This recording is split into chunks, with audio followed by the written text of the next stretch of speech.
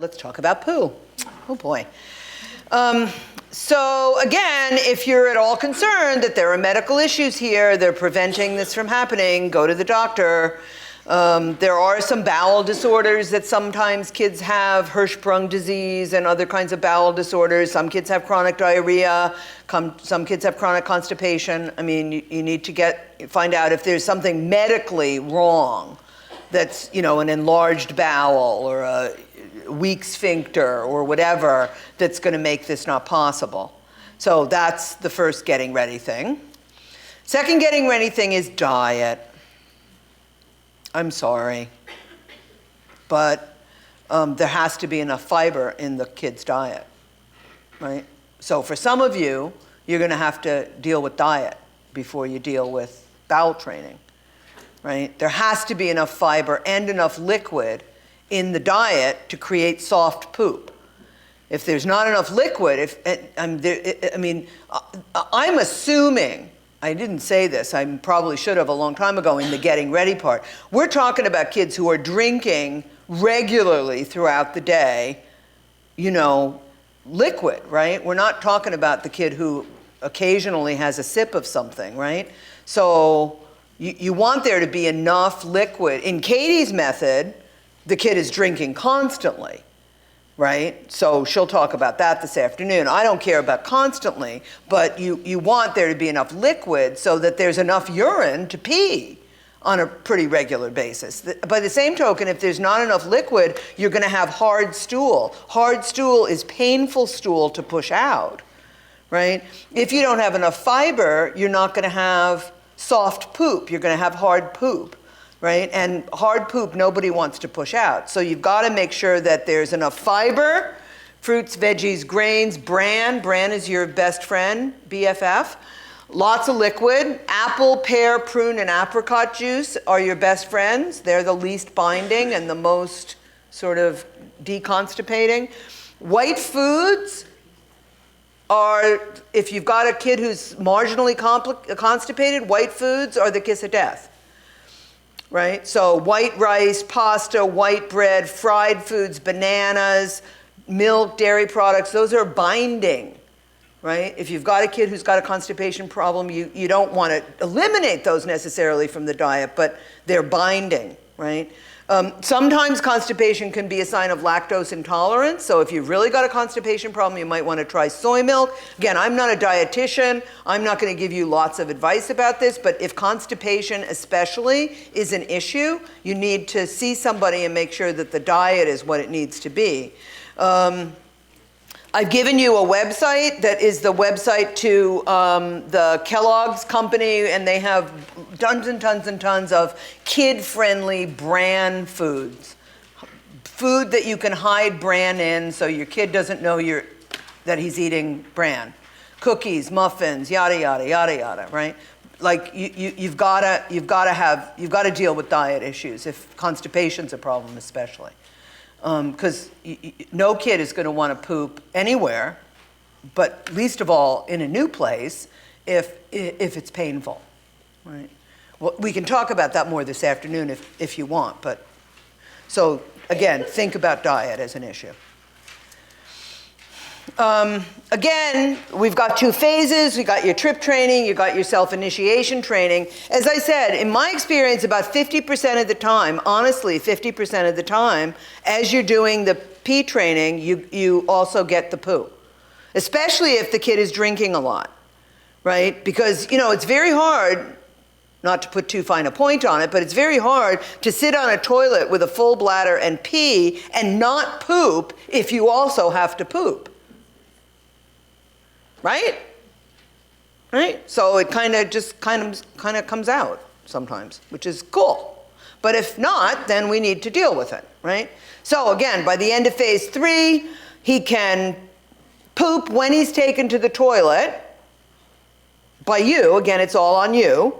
And stay clean between trips. He doesn't necessarily go when he has to go, but if you've got him on a schedule where you can pretty much estimate when he needs to go, he'll go at least some of the time when you take him, right? Again, he may need help with other stuff.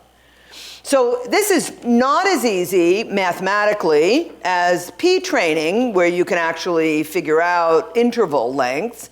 Here, we really need to start paying attention to the times each day the person is soiled. Most people tend to be more or less regular about when this happens. You got your first thing in the morning people, and you got your, after exercise people, and you got your shortly after a meal people, and you got your evening people. I won't make you raise your hand and identify which one you are, but most of you, I would guess, can fit yourself into some kind of category. I certainly can, and I'm not going to tell you which one it is, right? So most of the time, people who have a reasonably good diet, where you've got a pretty steady amount of fiber and a steady amount of liquid every day, and a steady amount of exercise, because exercise is also one of the components here, pretty much you can tell, right? So you need to figure that out. Is it regular? If it's not regular, that often points to a diet problem. So now we're back at, how do you fix the diet, right? How do you fix the dietary intake and or the liquid intake, right? So usually if you keep track, it's not like every morning at 10:30 he goes. But usually you can go like, well, geez, I noticed that recess in his classroom is at 10:30 every day. And usually sometime within the hour after recess, he's soiled. Or, he's always soiled first thing when he gets up in the morning. Or whatever, right? Like, it's not a precise time, but it's like, here's a window during which this is probably going to occur. And if you keep track for a couple weeks, often you can kind of figure that out. And then, of course, you look at your record and you figure out the most common 1 to 3 times. Again, most people go once a day. Sometimes people go more often, for the person to have a bowel movement. And then it's very similar to P training. About 5 to 10 minutes before the window starts to open of when the person usually goes, have him or her sit on the toilet for sometimes longer than peeing, 10, 15, 20 minutes, get off, repeat. If it's a first thing in the morning kid, and you know that he wakes up at 7 o'clock in the morning, you're gonna have to start getting him up at 6:30 and getting him on the toilet earlier, because you know that as soon as he's waking up, it's going to happen, and you don't want it to happen in the pants. Now you want to happen in the toilet, right? If it's a kid in school and you know that, my God, every morning, every day during recess, he comes in from recess and he's soiled, then before recess, you need to sit him, right? And 10, 15 minutes, and when he's done it, now he can go to recess. Right? So if you're lucky and it works that way, and lucky probably isn't the right word. For most people, you have a window. And that means that during that window, you're gonna be sitting that person on the toilet. Again, prior to a preferred activity or prior to a situation during which the pooping usually happens. And make it fun, make it relaxing, make it pleasant, right? Give him the iPad, distract him so he's not sitting there with his legs out like this, right? Because remember, he doesn't think he's supposed to go in the toilet. He thinks he's supposed to go in his pants, right? So he doesn't want to do this. He'll hold it. He'll try, right? And then, of course, if he poops in the toilet, Big Bird, same stuff, yada, yada. And if he's soiled between trips, clean him up, no big deal. It's identical to trip training for peeing, except that you're not taking at regular intervals. You're taking during these windows of opportunity when it often will happen.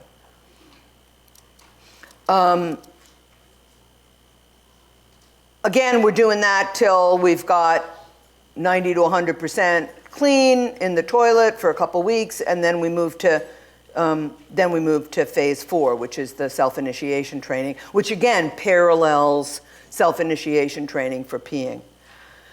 This is often harder because it's this is often harder to accomplish because it's kind of less predictable. about when it's going to happen. Sometimes, of course, you know, you think, okay, well, he usually goes during recess, and then you get that funny odor at a different time of day that makes you know that this is an imminent event.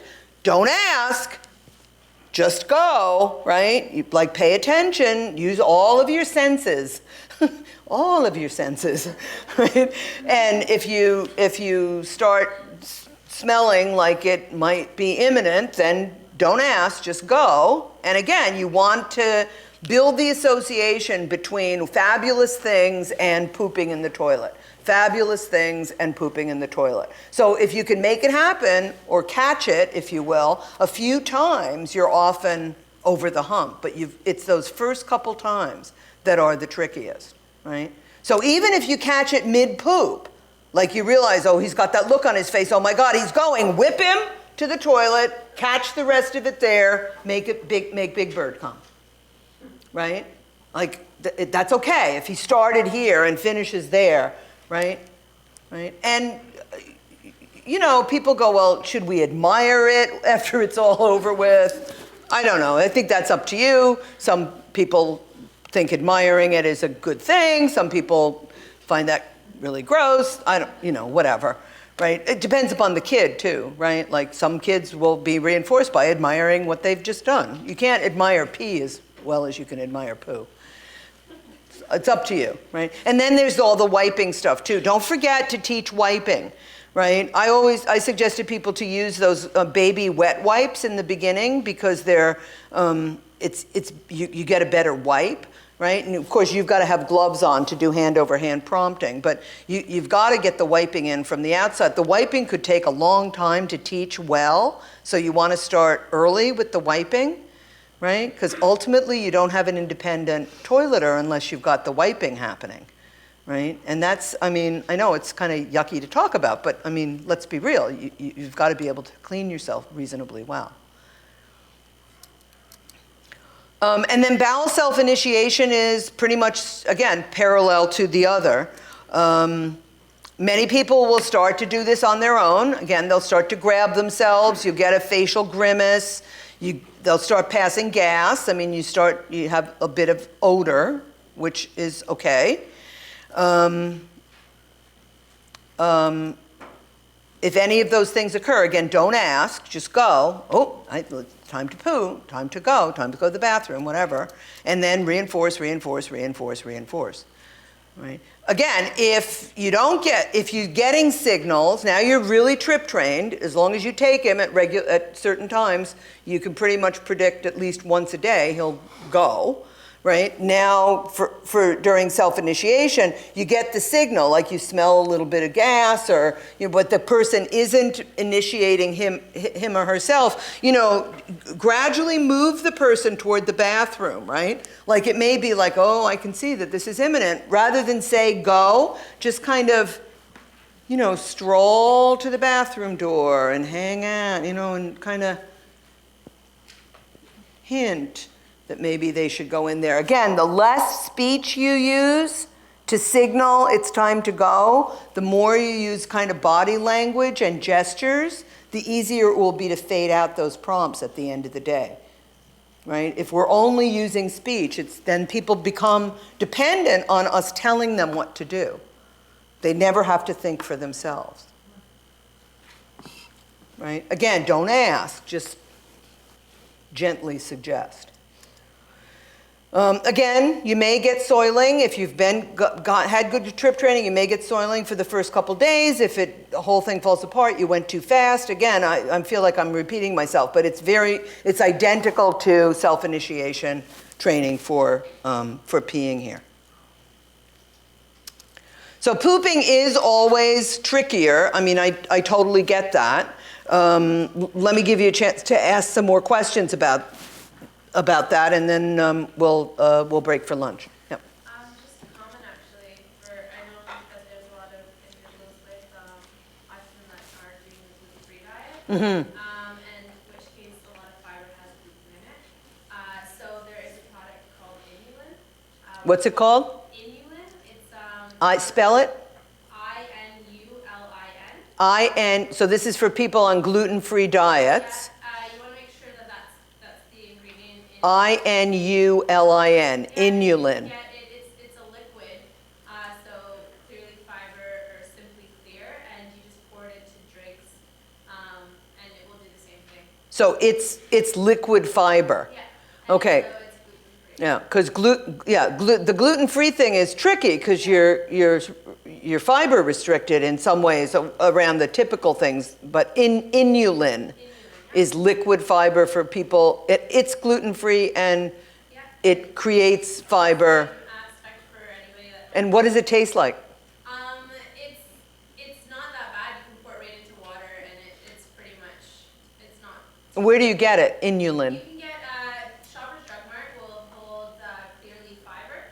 So you want to make sure though that it has inulin in the. Okay, so one of the brands is Clearly Fiber. Yeah, and then Simply Clear. And Simply Clear is the other brand, and both of those have inulin in them. Yeah. And that's the magic stuff, inulin. Yeah.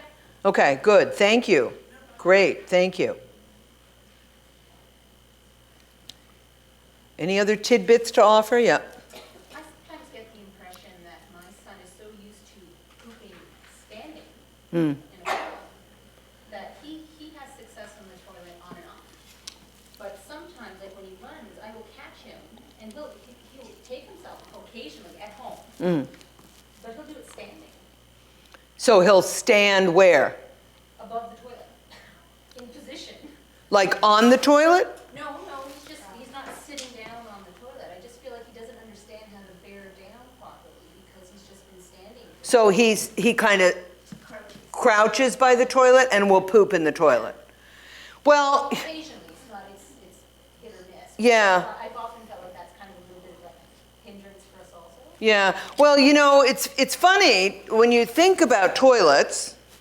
When you think about North American toilets are actually not anatomically the way that it should be. This is why in Eastern countries, people crouch, right? Like this is a better position for all of that. So when he's doing this, he's actually in the better position than you and I are when we're sitting on our toilet, right? He Standing though. yeah, well, I know he's almost standing, but you know, does it go in the right place? Sometimes, well, if you got him to lift the lid, it probably would go there more often. I mean, that's okay. You know, initially, what you care about in the beginning is, does poop go in the toilet? Like, that's the connection. Mommy's happy, daddy's happy, Big Bird's happy, Stephen Harper's happy when poop goes in the toilet, right? Like, I don't care what position you were in to get it there, right? But that's where it's supposed to go. And, I mean, little by little, the seeding may happen, but... you know, my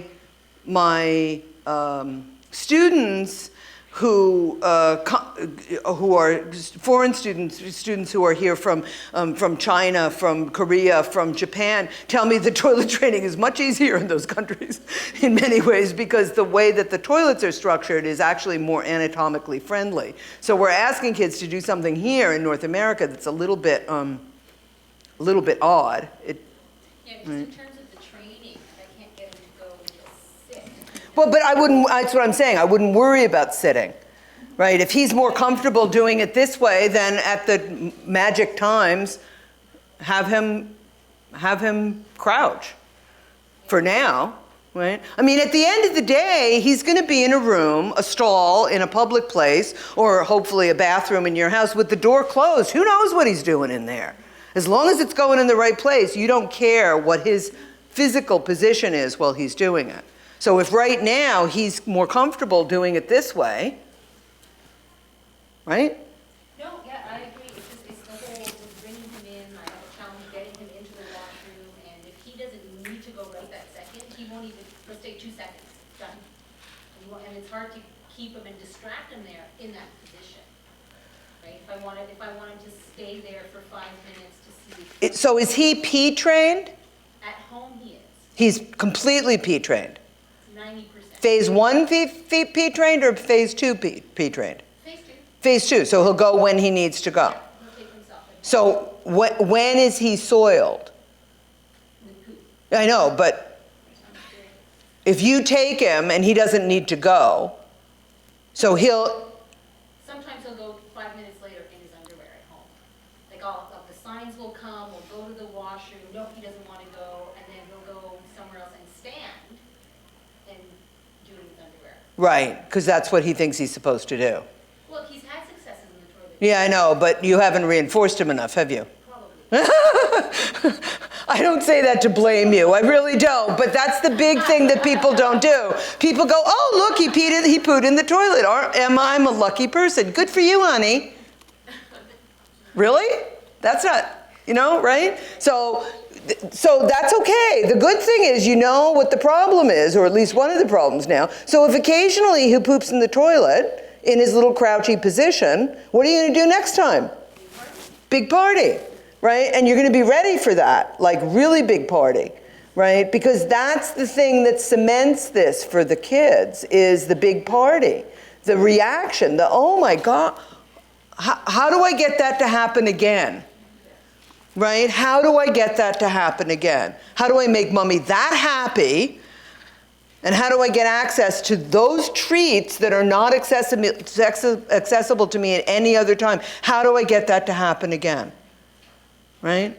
And in the beginning, they don't know how to make it happen again. But if it happens a few times, they start going, oh my God, I think it's when I poop in the toilet. You can see their little minds just kind of going, wait a minute, right? And then you got them.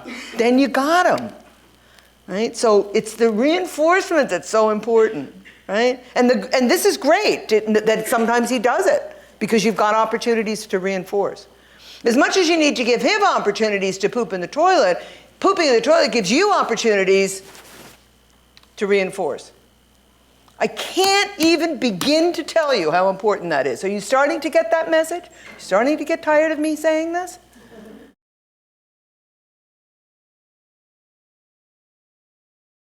So there's two issues here. One is the issue of diet, which is, tricky to regulate. I mean, I get that. Many of our kids are picky eaters and yada yada, but, you kind of have to motor through it, right?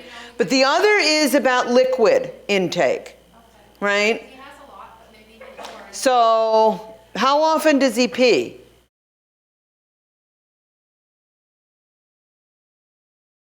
Okay, 3 times a day, 11 hours, maybe every 3 hours. I think he's dry. I'd offer liquid much more often. I'd offer liquid much more often. Even if at that, then, if your success moments are so few and rare between in the potty. The thing is, so let me back up. The reason that I would offer liquid much more often is because then he will pee much more often. Right? And very often, if your bladder's full, you'll get poop as well if it's in there, right? Like the two muscular systems are so close to each other anatomically that it's very difficult if you really have to poop to only release the bladder sphincter, right? And not right? It's very difficult to actually go, okay, I'm going to pee, but I'm not going to poop. I mean, surely some of you have been there, right? Right? So the more often he pees, the more likely it is that he'll do the other simultaneously as well, which then gives you a huge opportunity to reinforce, right? Yeah. Yeah, no, you have many fewer opportunities to reinforce for pooping than for peeing. You do in general, because it doesn't happen as often.